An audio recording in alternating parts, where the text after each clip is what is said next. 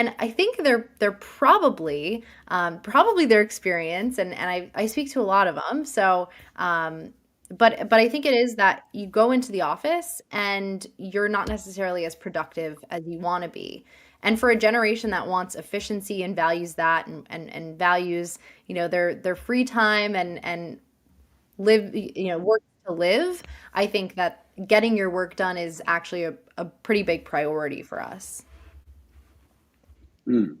Well, you do value your free time, and my experience of speaking to Gen Zers is that they don't want all the kind of hanging around an office and kind of being unproductive and chatting and doing this and that. Whereas if I think back to when I started work, it was a fairly standard 8 hour day, 9 to 5. And people kind of just filled the time. They expanded what they were doing to fill the hours, Right. as opposed to just getting done what they needed to get done, which they possibly Yeah. could have got done quicker, and What move on to something what's else. Because nobody nobody said, well, if you do today's work in 5 hours, you can go home for the other three. Right. What's that?